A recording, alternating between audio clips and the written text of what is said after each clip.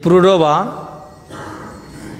পরে কিভাবে সে উর্বশীকে ত্যাগ করে যে গন্ধর্বলোক উত্তীর্ণ হয়েছিলেন, সেখান থেকে কিভাবে উনি উর্বশীকে এবং গন্ধর্বলোকের এত সুখ ত্যাগ করে উনি আবার কৃষ্ণ ভক্তিতে যুক্ত হলেন, কিভাবে উনি খেদ করলেন যে উনি কিভাবে একজন উর্বশীর দ্বারা আকৃষ্ট হয়ে তার ভক্তি জীবনের এত মূল্যবান সময় নষ্ট করেছেন।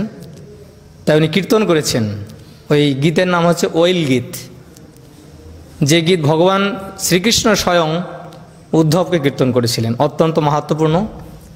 শ্রীমদ্ ভাগবতের একাদশ স্কন্ধের ষড়বিংশতি অধ্যায়ে এই ওইল গীত বর্ণনা রয়েছে। যেহেতু সময় খুব সংক্ষেপ, আমি সামান্য সেখান থেকে আলোকপাত করব শেষের দিকে। যাদের সময় রয়েছে আমার অনুরোধ, এটা আপনারা ঘরে গিয়ে পড়বেন, খুব ভালো লাগবে। আমি এক দুবার পড়েছি আগেও, ভালো লাগছে, এটা খুব সুন্দর জিনিস। ভগবান রামচন্দ্র যখন সূর্যবংশ আবির্ভূত হয়েছিলেন, সেই লীলা আমরা পূর্বে শ্রবণ করেছি। শুকদেব গোস্বামী এখন পরীক্ষিত মহারাজকে চন্দ্রবংশের বর্ণনা প্রদান করছেন। এই চন্দ্রবংশের বর্ণনা করতে গিয়ে শ্রীল শুকদেব গোস্বামী পরীক্ষিত মহারাজকে বলছেন, এই চন্দ্রবংশে একজন মহান রাজা, যার নাম ছিল পুরুরবা বা ওইল। তিনি যে একজন মহিমান্বিত রাজা ছিলেন, তার রূপগুণ এবং অত্যন্ত ভক্তিপরায়ণ রাজা হওয়া সত্ত্বেও, তিনি গন্ধর্বলোকে উন্নীত হওয়া সত্ত্বেও কিভাবে একজন স্বর্গলোকের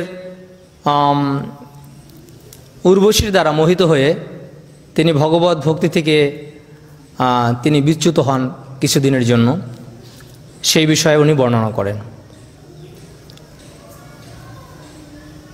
এই প্রসঙ্গ বলতে গিয়ে শুকদেব গোস্বামী বলছেন যে ব্রহ্মার অনেক পুত্রের মধ্যে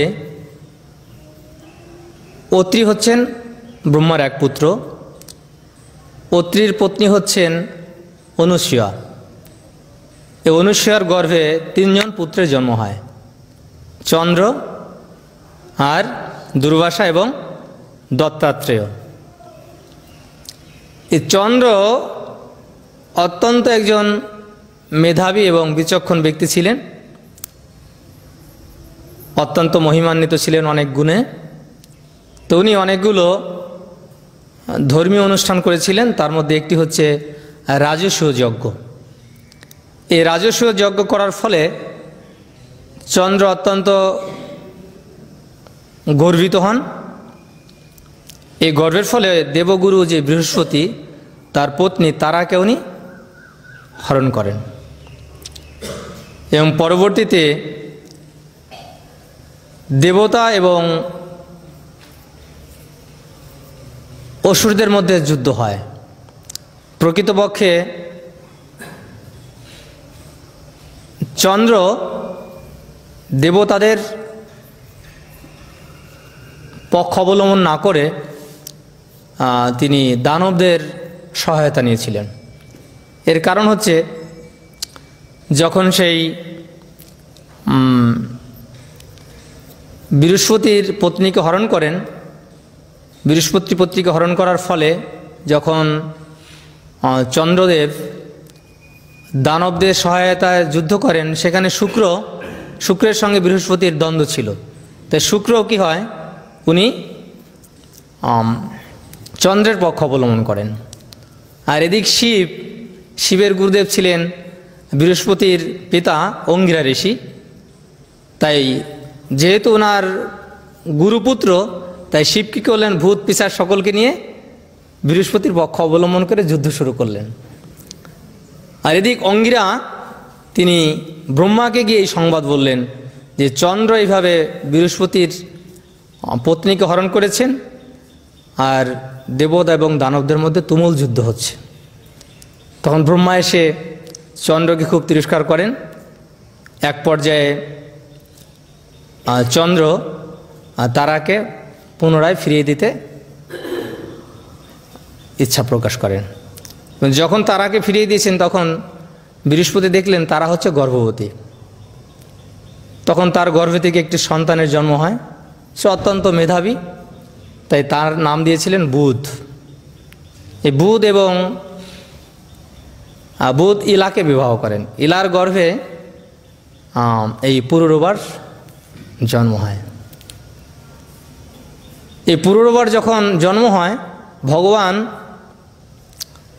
একজন ভক্ত, উনি একসময় নারদমুনি ইন্দ্রের সভাতে এই পুরুরবার যে গুণ, রূপ, ঐশ্বর্য এটা বর্ণনা করেছিলেন। আর সেখানে সমস্ত অপ্সরারা ছিলেন, তার মধ্যে উর্বশী ছিলেন। আর তার এই নারদমুনির এত বর্ণনা শ্রবণ করেই উর্বশী পুরুরবার প্রতি আকৃষ্ট হয়েছিলেন। যেমন আমরা দেখি নারদমুনি একসময় ভগবান শ্রীকৃষ্ণের যে রূপের কথা বর্ণনা করেছিলেন, সেই রূপের কথা শ্রবণ করে কে আকৃষ্ট হয়েছিল? রুক্মিণী দেবী। তো তেমনি এখানে উর্বশী নারদমুনির কথা শ্রবণ করে তার প্রতি, পুরুরবার প্রতি আকৃষ্ট হন। আর এক সময় এরকম বর্ণনা রয়েছে ভাগবতে যে এক সময় বরুণদেব এবং মিত্রদেব উর্বশীকে কোনো কারণে অভিশাপ দিয়েছিলেন, পুরাণে রয়েছে। সেই অভিশাপের ফলে উর্বশী উনি স্বর্গলোক থেকেও বিচ্যুত হন। এইভাবে যখন তিনি মর্তলোকে এসে রাজা পুরুরবার কাছে এলেন, তখন পুরুরবা তাকে দেখে খুব আকৃষ্ট হলেন এবং উর্বশীতে উনি খুবই আকৃষ্ট। দুজনের মধ্যে এখন মিলন হবে। তো উর্বশীর কতগুলো শর্ত ছিল, দুটো শর্ত ছিল, মনে আছে না? কি কি? না, শর্ত একটা হচ্ছে আমাকে ঘৃত মিশ্রিত অন্ন দিতে হবে খেতে, আর না যদি সঙ্গম ছাড়া কখনো বিবস্ত্র অবস্থায় থাকা হয় তাহলে কিন্তু ওই মুহূর্তে তোমাকে আমি ত্যাগ করে চলে যাব। এই সমস্ত শর্তই পুরুরবা গ্রহণ করেছেন। তো অনেক দিন ধরে এরকমভাবে পুরুরবা এবং উর্বশীর মধ্যে যে জড়সুখ ভোগে ওনারা মত্ত রয়েছেন। একসময় ইন্দ্র অনুভব করছেন যে স্বর্গের যে সৌন্দর্য, তার মধ্যে অত্যন্ত যে গুণবতী এবং রূপবতী যে অপ্সরা, তিনি হচ্ছেন উর্বশী। তার অ্যাবসেন্স বা তার অনুপস্থিতি ইন্দ্রদেব অনুভব করছেন। তখন তিনি গন্ধর্বদেরকে বললেন, তোমরা যাও উর্বশীকে ফিরিয়ে নিয়ে আস। তখন তারা রাতের গভীর রাতে যখন এলেন, ঘরের মধ্যে প্রবেশ করলেন, তখন সে উর্বশীর দুটো সন্তানের মতো মেষ ছিল। তাদেরকে যখন হরণ করে নিয়ে যাচ্ছিলেন আর তারা চিৎকার করছিল, উর্বশী এটা শুনে দুঃখ পাচ্ছেন, আর এদিকে পুরুরবা ঘুমিয়ে আছেন, তাকে খুব তিরস্কার করছেন। তখন পুরুরবা মানে এত দ্রুত বেগে যাচ্ছেন সে মেষদের রক্ষা করার জন্য, সে বস্ত্র পরতে ভুলে গেছেন। আর তখনই উর্বশী কী করেছেন, তার পূর্ব শর্ত অনুসারে পুরুরবাকে ত্যাগ করে ওখান থেকে অন্তর্হিত হয়ে গেছেন। আর পুরুরবা যেহেতু এত আসক্ত ছিল উর্বশীর প্রতি, তাই তার কোনো কাণ্ডজ্ঞানই ছিল না যে বস্ত্র পরতে হবে, তার পিছনে পিছনে ধাবিত হলেন। তাই উর্বশীকে না পেয়ে উনি ক্ষেত করতে করতে, বিভিন্ন জায়গায় বিচরণ করতে করতে সরস্বতী নদীর তীরে কুরুক্ষেত্রে গিয়ে তার সঙ্গে পুনরায় মিলন হলো। কিন্তু উর্বশী তখন গর্ভবতী ছিলেন, তাই তিনি বললেন যে তুমি বছরে একদিন আমার সঙ্গ করতে পারবে। আর উনি বললেন, তুমি যদি আমাকে লাভ করতে চাও তুমি গন্ধর্বদের আরাধনা করো। ভাগবতের দ্বিতীয় স্কন্ধে রয়েছে কোন দেবের আরাধনা করলে কি ফল লাভ হয়। তো গন্ধর্বদের আরাধনা করলে সুন্দরী পত্নী লাভ হয়, ওখানে সুখদেব গোস্বামী বর্ণনা করছেন। তো তখন উনি গন্ধর্বদের আরাধনা করছিলেন, যজ্ঞ করছিলেন। যজ্ঞের মধ্যেও তিনি উর্বশী ধ্যান করছিলেন। তো যজ্ঞে সন্তুষ্ট হয়ে তারা তাকে অগ্নিস্থলীকে প্রেরণ করেছিলেন আর একজন রমণীকে। তো তার সঙ্গে যখন তাকে প্রাপ্ত হয়ে যখন পুরুরবা তার সঙ্গ করেন, তিনি অনুভব করেন যে ইনি পুরুরবা নন। হ্যাঁ, উর্বশী নয়, পুরুরবা অনুভব করছেন। তখন তাকেও ত্যাগ করেন। পুনরায় উনি আবার যজ্ঞ করছেন। তো যজ্ঞ করার ফলে উনি কি হয়েছে, উনি গন্ধর্বলোক প্রাপ্ত হয়েছেন এবং অগ্নিদেবকে উনি পুত্ররূপে জ্ঞান করছেন। তাই সুখদেব গোস্বামী উনি কীর্তন করলেন এবং ভগবান শ্রীকৃষ্ণ উদ্ধবকে এই ওইল গীত, তাই ভগবান শ্রীকৃষ্ণ বলছেন যে যথাধ্বংসী সমিদ্ধগ্নি ভস্মসাৎ কুরুতে অর্জুন জ্ঞানাগ্নি সর্বকর্মাণি ভস্মসাৎ কুরুতে তথা। যথাধ্বংসী সমিদ্ধগ্নি ভস্মসাৎ কুরুতে অর্জুন। যেরকম অগ্নির প্রভাবে সমস্ত সমিধ অর্থাৎ কাঠ ভস্মীভূত হয়ে যায়, তেমনি কারো হৃদয়ে যখন জ্ঞানরূপ অগ্নি প্রজ্বলিত হয় ভস্মসাৎ কুরুতে তথা, তার সমস্ত কর্ম দগ্ধ হয়ে যায়। তাই পুরুরবা তিনি এত ভোগবিলাস করা সত্ত্বেও যখন গন্ধর্বলোকে উত্তীর্ণ হলেন, তিনি অনুভব করলেন যে আমি কোনো কিছুতেই শান্তি পাচ্ছি না। তাই ওয়েল গীতিতে উনি একটি শ্লোক উচ্চারণ করে বলছেন, খেদ করছেন যে বারবণিতার দ্বারা অপহত আমার চেতনাকে একমাত্র আত্মারাম ঋষিগণের প্রভু জড় ইন্দ্রিয়ের অতীত পরম পুরুষ ভগবান ছাড়া আর কে রক্ষা করতে পারেন। পুংচল অপহিত চিত্তম কৌন অন্ন মোচিত প্রভু। পুংচল অপহিত চিত্তম মানে বারবণিতার দ্বারা অপহিত হয়ে চিত্তম কন্ন মোচিতম প্রভু, আমার সেই চিত্ত যে আকৃষ্ট করেছিল তার আসক্তি থেকে কে আমাকে মুক্ত করতে পারেন। আত্মারাম স্বরে মৃত মানে আত্মার আমরা যাকে ভজনা করেন সে ভগবান ছাড়া আমার এই চিত্তকে কেউ আনন্দ প্রদান করতে পারেন না। এইভাবে উনি খেদ করছেন। এখানে আমরা দেখতে পাচ্ছি যে পুরুরবার এই কাহিনী থেকে যে স্বর্গের দেবতারা শিব ব্রহ্মা মহান মহান দেবতারাও এই কামকে জয় করতে অসমর্থ। একমাত্র গুণাতীত স্তরে অধিষ্ঠিত না হলে এই কামকে কেউ জয় করতে পারেন না। তাই ভগবানই একমাত্র উনি গুণাতীত স্তরে রয়েছেন। তাই ভগবত গীতায় ভগবান নিজেই বলেছেন অর্জুনকে ত্রৈগুণ্য বিষয়বেদা নিস্ত্রয়গুণ্য ভবার্জুন। হে অর্জুন, তুমি তিনটি গুণের ঊর্ধ্বে তুমি অবস্থান করো, নির্দ্বন্দ্ব নিত্য সত্যস্থ নির্যোগ সেম আত্মবান। কেন গুণের স্তরে থাকলেই আমাদের মধ্যে দ্বন্দ্ব রয়েছে। তাই একমাত্র ভগবানই কামকে জয় করতে পারেন। তাই দৈবী হেস্যা গুণময়ী মম মায়া দূরত্বয়া মামেব যে প্রপদ্যন্তে মায়ামে তং তরন্তিতে। তাই ভগবান যেহেতু গুণাতীত স্তরে রয়েছেন, তিনি হচ্ছেন মদন মোহন। মদন কামদেবকে যেহেতু উনি জয় করেছেন, তাই কেউ যদি তার শরণাগত হন তাহলে তিনিও কামকে জয় করতে পারেন। এটা হচ্ছে ফর্মুলা। তাই সেই জন্য নরোত্তম দাস ঠাকুর উনি প্রেম ভক্তি চণ্ডিকায় লিখেছেন ঋষিক গোবিন্দ সেবা না পুজিব দেবী দেবা এই ভক্তি পরম কারণ। তাই দৈবীহেস্যা গুণময়ী এই শ্লোকের তাৎপর্য প্রভুপাদ লিখেছেন যে ব্রহ্মা শিব ইন্দ্র চন্দ্র বরুণ এই সমস্ত দেবদেবীরাও কামকে জয় করতে পারেন না, কারণ তারা গুণের স্তরে রয়েছেন।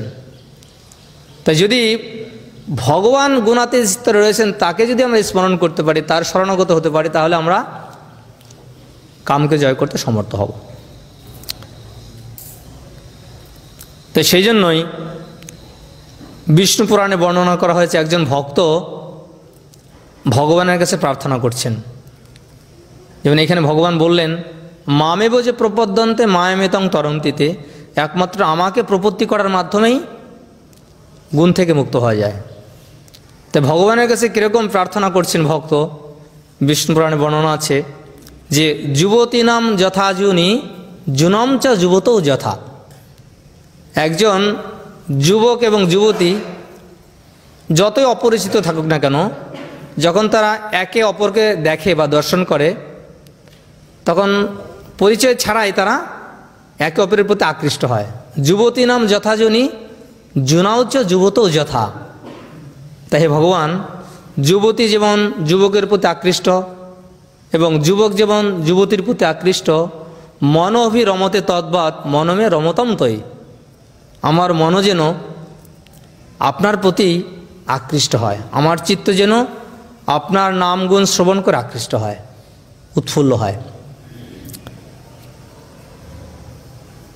সেই জন্য একসময় শিল প্রভুপাদ একজন ভক্তকে দেখছেন, উনি খুব উৎসাহী, প্রচার করেন, ব্রহ্মচারী।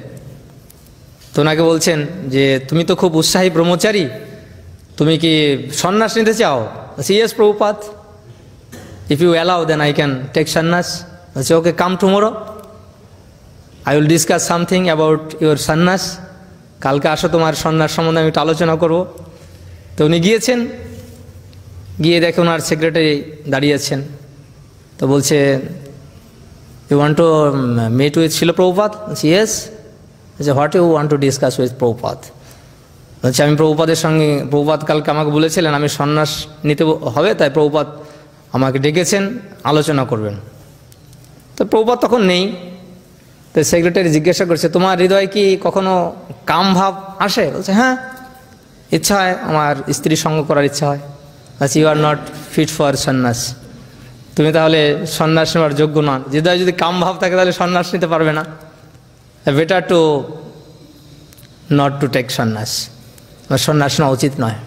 তো উনি চলে এসছে, একটু অসন্তুষ্ট হয়ে চলে এসছেন। তো প্রভুপাদের তো মনে আছে যে আমি কাউকে আসতে বলেছিলাম আজকে সকালবেলা।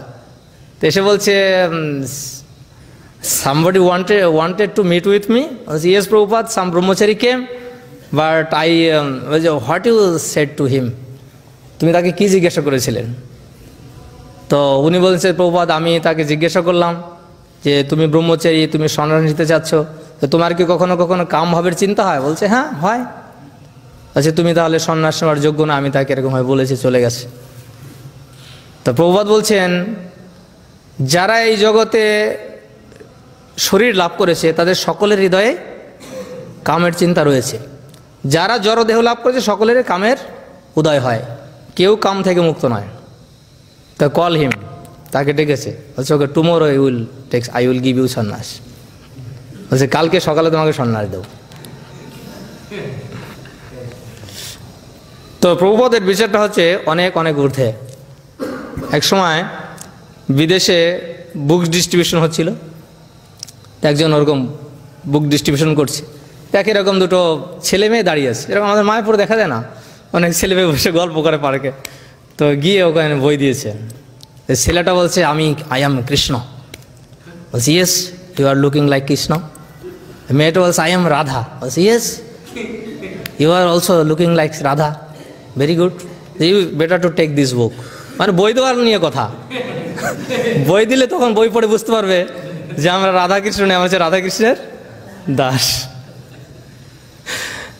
এখন এই যে চেতনাটা কোথা থেকে এসছে?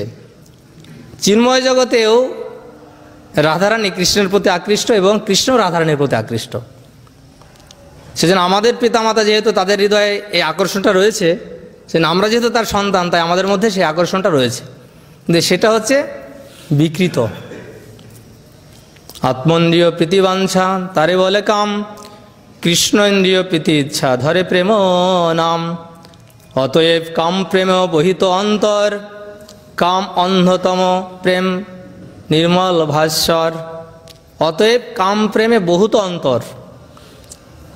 এখন কথা হচ্ছে যে যারা মহান মহান ভক্ত তাদের হৃদয়েও কামের চিন্তা আসে। হ্যাঁ, শ্রীমদ্ ভগবদ্ গীতায় বলা হচ্ছে অপূর্যমানম অচলম প্রতিষ্ঠাম সমুদ্রমাপ প্রবিশন্তি যদ্বৎ তদ্বৎ কামম য প্রবিশন্তি সর্বে সশান্তি মাপনতি ন কাম কামি। কি বলছেন? অপূর্যমানম অচলম প্রতিষ্ঠাম সমুদ্রমাপ প্রবিশন্তি যদ্বৎ। যেমন বিভিন্ন নদী থেকে জল সমুদ্রে আসে, কিন্তু সমুদ্রে জল এলে কিন্তু সমুদ্র ক্ষোভিত হয় না। তদ্বৎ কামং য প্রবিশন্তি সর্বে সশান্তি মাপনতি ন কাম কামে। তেমনি ভগবত ভক্তদের হৃদয়ে কামের চিন্তা আসে, তারা কামের দ্বারা প্রভাবিত নয়। তার উদাহরণ দৃষ্টান্ত হচ্ছে যামুনাচার্য। উনি প্রার্থনা করছেন ভগবানের কাছে, যদ বোধি মম চেত কৃষ্ণ পদারবিন্দে নব নব রসধামনি উদ্যতরন্ত মাসিত তদ্বদ মম কি হ্যাঁ তদ্বধি বত নারী সঙ্গম স্মর্যমানে ভবতি মুখ বিকার সুষ্ঠ নিশ্চিবণম চা যদ্বধি মম চিত্ত কৃষ্ণ পদারবিন্দে, যখন আমার চিত্ত কৃষ্ণের পদারবিন্দে নিমগ্ন রয়েছে এবং নব নব আনন্দ আমি আস্বাদন করছি, তদ্বত নারীর সঙ্গম স্মর্যমানে, তখন যদি আমার নারীর কথা স্মরণ হয়, তার সঙ্গ লাভের ইচ্ছা হয়, আমার হৃদয় জাগে, মানে জাগে বলছে জাগে, মহান ভক্তদের জাগে। জাগলে কি হয়, সেই চিন্তার প্রতি আমি থুতু দেই, মুখ বিকৃত হয়। তার মানে মহান ব্যক্তিদের এই কামের চিন্তা আসতে পারে, এটা অলৌকিক বা এটা কাল্পনিক কিছু না, আসতে পারে। প্রভুপাদ একজন সে মানে ভক্তকে জিজ্ঞাসা করছেন, তোমার কামের চিন্তা হয় হৃদয়ে? বলছে প্রভুপাদ আমার এখন আর কামের চিন্তা হৃদয়ে আসে না, আমি কাম জয় হয়ে গেছে।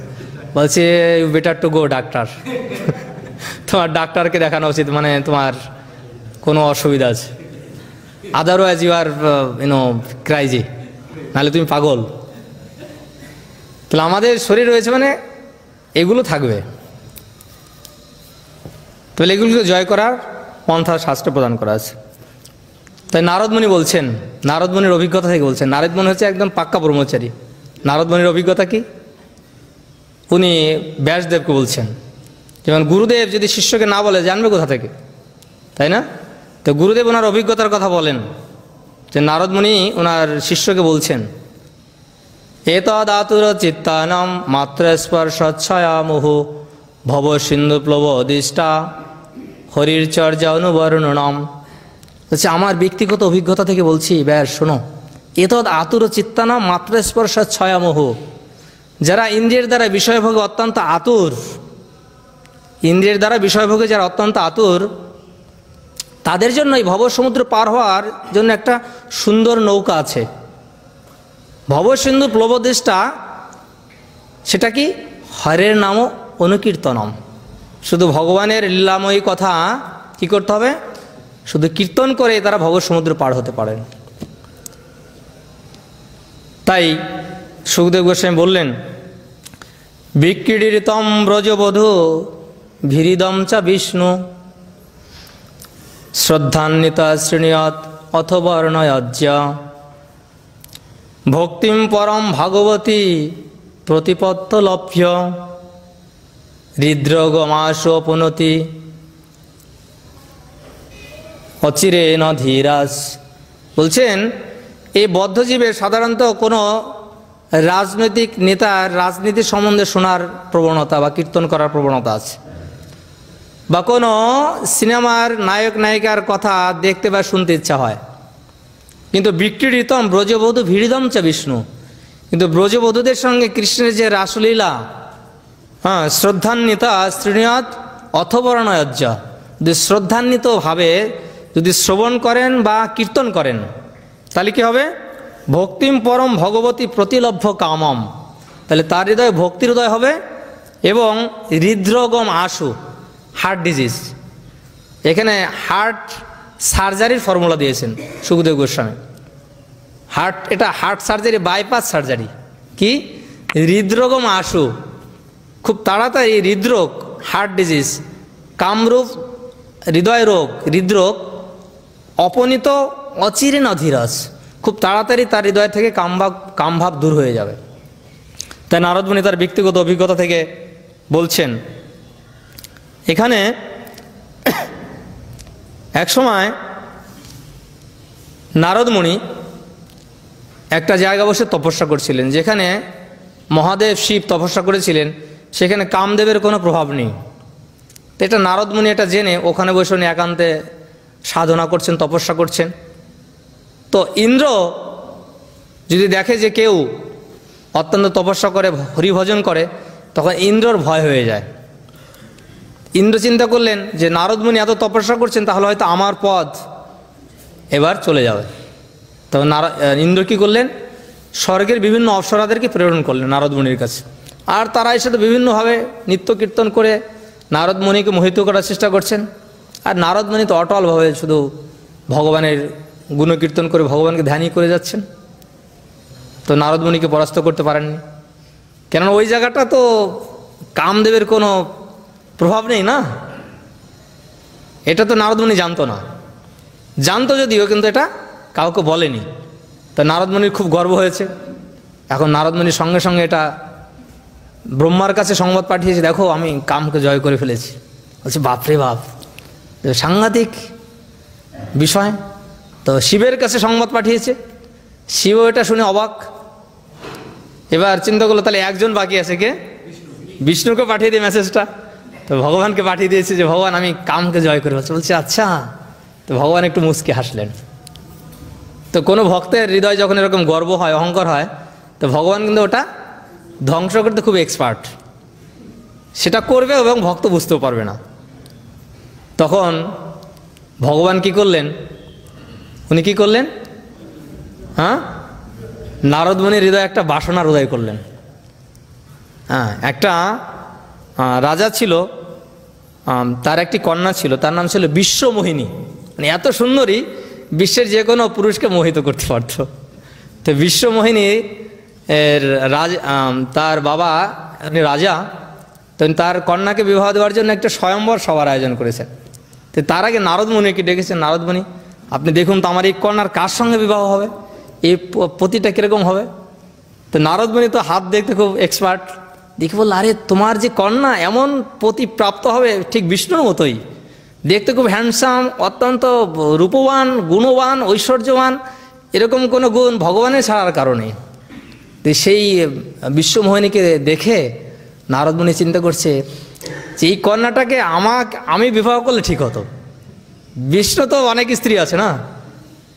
তো এরকম বাসনা যখন নারদমুনি জেগেছে, তো নারদমুনি ভগবানের কাছে গিয়ে বলছে ভগবান এই যে একটা স্বয়ম্বর সভা হবে এই রাজার কন্যা বিশ্বমোহিনীকে বিবাহ দেওয়ার জন্য, তো আমি ভেবেছি আমি বিবাহ করব। বলছে ভালো না। তার আগে বলছে নারদমুনি যে ভগবান আমার একটা বাসনা আছে, এটা আপনাকে পূরণ করতে হবে। বলছে হ্যাঁ নারদমুনি, তোমার এমন কোনো বাসনা নেই যে আমি পূর্ণ করবো না। কি বাসনা বলো? বলছে এই রাজকন্যাকে আমার খুব ভালো লেগেছে, একে আমি বিবাহ করতে চাই। বলছে হ্যাঁ করো, তোলা অসুবিধা কি? বলছে কিন্তু আমি হাত গণনা করে দেখলাম যে আপনার মতোই কোনো ব্যক্তি ছাড়া এর বিবাহ হবে না। তা আপনি দয়া করে আপনার যে বেশভূষা রূপ আমাকে দান করুন। বলছে হ্যাঁ ঠিক আছে। ভগবান সমস্ত একদম মুকুট, অলঙ্কার, পোশাক সমস্ত নারদমুনিকে অ্যাজ ইট ইজ তৈরি করে দিয়েছে। আর নারদমুনি তো একদম ঘুরতে ঘুরতে ওই স্বয়ম্বর সবাই গিয়ে হাজির, আর সমস্ত রাজপুত্ররাও আছে। আর বিশ্বমোহিনী কী করেছে, মালাটা হাতে নিয়ে বিভিন্ন রাজপুত্রের সামনে যাচ্ছে।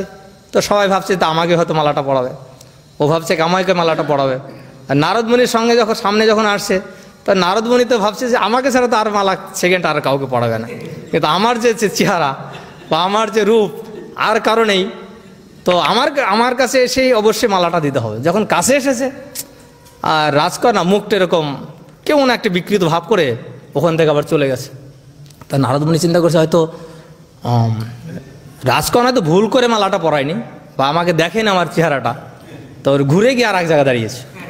ধরুন এখন এই দিকে গিয়ে পরানোর কথা না, আর একটা রাজপুত্রকে ওখানে গিয়ে দাঁড়িয়েছে। তো ওখানে গিয়ে রাজকন্যা মালা নিয়ে যখন ঘুরতে ঘুরতে যাচ্ছে, ওখানে গিয়ে যখন নারদমুনিকে দেখেছে আর মুখটাকে নিচু করে এরকম বিকৃত করে ফেলেছে। তা নারদমুনি চিন্তা করছে ব্যাপার কি, আমি এত সুন্দর দেখতে আর সমস্ত রাজপুত্রদের কাছে রাজকন্যা গিয়ে ফিরে আসছে, কিন্তু আমার কাছে এসে মালা পড়াচ্ছে না কেন? আর যখনই নারদমুনির কাছে যাচ্ছে আর সমস্ত এই যে রাজকন্যার সখীরা ওরাও হাসাহাসি করছে, দেখতে এত সুন্দর কিন্তু ব্যাপারটা কি? তা নারদমুনি চিন্তা করছে কারণটা কি হলো। তো ঘুরতে ঘুরতে ঘুরতে ঘুরতে রাজমহলে তো অনেক কিছু থাকে না, গিয়ে দেখে একটা জলের ফোয়ারা। তো নারদমুনি ওখানে গিয়ে একটু অন্যমনস্কভাবে চিন্তা করলো ব্যাপারটা কি হলো, এরকম একটা তাকিয়েছে, দেখে মুখটা বানরের মতো। তো এখন ঘুরতে ঘুরতে রাজকন্যা কী করলো, এই নারদমুনি যে হাত দেখেছে বিষ্ণুর মতো কোনো পতি ছাড়া অন্য কাউকে বরমাল্য দান করবে না। তো ভগবান বিষ্ণু ওখানে গিয়েছেন, তো ভগবান সিংহাসনে বসে আছেন। তা বিশ্বমোহিনী কী করছে, ঘুরতে ঘুরতে মালাটা গিয়ে ভগবানের গলায় পরিয়ে দিয়েছে। আর এদিকে নারদমুনি এসে ভগবানকে খুব রেগে গেছে, হ্যাঁ তুমি আমাকে এরকমভাবে অপদস্থ করবে, তো এখানে ডেকে আনলে কেন? তোমার তো একটা স্ত্রী আছে, আবার এত স্ত্রীর কি দরকার? হ্যাঁ, তুমি একদম সুখ ভোগ করে, মানে পাগল হলে যা হয়। ভগবানকে এরকম বলা শুরু করেছে, ঠিক আছে তোমাকে আমি অভিশাপ দিচ্ছি। কি অভিশাপ? আমি যেরকম বিবাহ করতে এসে আমি লাঞ্ছনা গঞ্জনা পেলাম, আমি অভিশাপ করলাম, তোমার এরকম স্ত্রীর বিরহে তুমি অনেক বছর তুমি বিরহ অনুভব করবে। আর তুমি আমাকে বানরের মতো মুখ দিয়েছো, এই বানরের সহায়তা ছাড়া তোমার যে স্ত্রীকে রাক্ষস স্মরণ করবে, আমাদের সহায়তা ছাড়া তোমার স্ত্রীকে আর ফিরে পাবে না, যাও। এই অভিশাপ দিয়ে দিল ভগবান। তো ভগবান বলল তথাস্তু। তাই ভগবান ত্রেতাযুগে এলেন রামচন্দ্র রূপে, ওনার পত্নী সীতা দেবীকে রাবণ হরণ করলেন এবং বানরদের সহায়তায় উনি তাদেরকে ফিরিয়ে ফেললেন। যদিও এটা একটা ভগবানের লীলা, ভগবানের কোনো কারো অভিশাপ ভগবানের গায়ে লাগে না। একটা লীলা করার জন্য ভগবান তার ভক্তকে কিভাবে তার গর্ব নষ্ট করেন এবং সেম টাইম তাকে কিভাবে ভগবত ভক্তি সংরক্ষণ করেন, এটা হচ্ছে ভগবানের একটা বিশেষ লীলা। তাই আমরা এখানে দেখতে পারি যে নারদ মুনিও বলছেন তার অভিজ্ঞতা থেকে, নারদ মুনির মতো ব্যক্তিরাও তারাও ভগবানের মায়ার দ্বারা মোহিত হতে পারেন। এটা আমাদেরকে শিক্ষা প্রদান করার জন্য এই লীলাটা এখানে বর্ণনা করা হয়েছে। তো এইখানে এইভাবে যখন আমরা পুরুরবাকে দেখি, যিনি এত বছর উর্বশীর সঙ্গে সময় অতিবাহিত করার জন্য যখন তিনি গন্ধর্বলোকে উত্তীর্ণ হয়েছেন, তিনি খেদ করছেন। আমরা দেখি যারা মহান মহান বৈষ্ণব তারাও খেদ করেন। ভক্তিবিনোদ ঠাকুর খেদ করেছেন, আমার জীবন সদা পাপেরত নাহিতক পুণ্যের লেশ। তা কোনো দিন ভাবা উচিত নয় যে ভক্তিবিনোদ ঠাকুর উনি একজন পাপী ব্যক্তি। হ্যাঁ, তো পুরুরবা উনি কোনো সাধারণ ব্যক্তি নন, না হলে ওনার নাম ভাগবতের লিস্টে উঠতো না। অজামিলের মতো ব্যক্তির নাম ভাগবতে উঠতো না। যদি না অজামিল, যদিও মনে হচ্ছে এরকম একটা ব্রাহ্মণ ব্যক্তি সাধারণ বেশ্যার দ্বারা আকৃষ্ট হয়ে কীভাবে পতিত হলেন, আসলে তা নয়। একটা এক্সাম্পল বা উদাহরণের মাধ্যমে বদ্ধজীবকে শিক্ষা দান করার জন্য। তাই পুরুরবা এরভাবে খেদ করছেন যে কিভাবে উনি এই ভগবত ভক্তির পথ থেকে বিচ্যুত হয়ে এই জড় সুখ ভোগ করার জন্য এত বছর উনি অতিবাহিত করছেন। তাই এখানে আমরা দেখি যে কৃষ্ণদাস কবিরাজ গোস্বামী উনি খেদ করছেন, জগাই মাদাই হইতে মুইসে পাপিষ্ঠ, পুরুষের কীট হইতে মুইসে লগিষ্ট, মোর নাম লয় যেই তার পাপ হয়। হ্যাঁ, মোর নাম শুনে যে তার পুণ্য ক্ষয়, এমন নির্ঘণ্য জেনে কেবা কৃপা করে, এক নিত্যানন্দ বিনা জগত ভিতরে। বলছে জগায়ে বাধাই হইতে মুইসে পাপিষ্ঠ। তো এইভাবে পুরুরবাও নিজেকে খেদ করছেন, আমি কত পাপিষ্ঠ, আমি কত নিচু, আমি সাধারণ একটা স্ত্রীর দেহের প্রতি আকৃষ্ট হয়ে এত হাজার হাজার বছর আমি নষ্ট করে ফেলেছি। হ্যাঁ, কখন সূর্য কখন চন্দ্র উদয় হয়েছে আমি কিছু জানি না। অত্যন্ত সুন্দর সুন্দর উদাহরণ দৃষ্টান্ত দিয়ে উনি ওয়েল গীত করেছেন। আর ভগবান শ্রীকৃষ্ণ উদ্ধবকে এই কীর্তন করেছেন। তা আজকের যে এই প্রসঙ্গ পুরুরবার সঙ্গে উর্বশীর যে মোহিত হওয়ার যে প্রসঙ্গটা, এটা অত্যন্ত গুরুত্বপূর্ণ। কেন, যারা ভগবত ভক্তি অনুশীলন করেন তাদের জন্যই, কি ব্রহ্মচারী কি সন্ন্যাসী কি গৃহস্থ, সকলের জন্যই আসক্তিটা হচ্ছে আমাদের ভগবত ভক্তির একটি মস্ত বড় বাধা। তাই ভক্তকে সবসময় বিনম্রতা সহকারেই ভগবত ভক্তি অনুশীলন করা উচিত। কেন, অহংকারের উদ্রেক হলেই আমাদের হৃদয়ে এই সমস্ত শত্রুর আবির্ভাব হয়। তাই আমরা দেখি যে কবিরাজ গোস্বামী উনি অন্তলীলায় একটি শ্লোকে উনি প্রার্থনা করেছেন যে দুর্গমে পথি মে অন্ধস্য স্খলত পাদ গতের মুহু। তারপরে কি লিখেছেন, স্খলত পাদ গতের মুহু, দুর্গমে পথি মে অন্ধস্য স্খলত পাদ গতের মুহু, সকৃত জ্যেষ্ঠে দানেন সন্তসত্ব অবলম্বনম। বলছে দুর্গমে পথি মে অন্ধস্য, এই যে পথটা অত্যন্ত দুর্গম, ভক্তিপথটা অত্যন্ত দুর্গম, দুর্গমে পথি মে অন্ধস্য, তারপর আমি হচ্ছি অত্যন্ত অন্ধ। দুর্গমে পথি মে অন্ধস্য স্খলত পাদ গতের মুহু, এবং প্রতি পদে পদে আমার পা পিছলে যাচ্ছে। স্খলত পদ গতের মুহু, প্রতি মুহূর্তেই আমি এই পথ থেকে স্খলিত হয়ে যাচ্ছি, বিচ্যুত হয়ে যাচ্ছি। সকৃত যষ্টি দানেন সন্ত সত্য অবলম্বনম, তো সেই সাধুরা হচ্ছে আমার সেই পিচ্ছিল পথের যষ্টি স্বরূপ বা লাঠি স্বরূপ বা আশ্রয় স্বরূপ। তাই সেই জন্যই এই ওয়েল গীতে তাৎপর্য উল্লেখ করা হয়েছে, বিশ্বনাথ চক্রবর্তী ঠাকুরের তাৎপর্য উল্লেখ করা হয়েছে। যদি কেউ গুরুদেব এবং বৈষ্ণবের কাছে তারা প্রতিদিন প্রার্থনা করে, ভগবানের কাছে প্রার্থনা করেন, কাতরভাবে হরিনাম করেন, তাহলে নাম প্রভু শ্রী গুরুদেব সাধুদের কৃপাই আমরা এই ভব সমুদ্র থেকে উত্তীর্ণ হতে সক্ষম হবে, তাছাড়া অন্য কোনো উপায় নেই। নিদেহ মাধ্যম সুলভং সুদুর্লভম প্লবং সুকল্প গুরুকর্ণধারম মায়ানুকূলেন নভস্বতে ঋতম পুমান ভবাদ্ধি নাতরেশ্বতহা।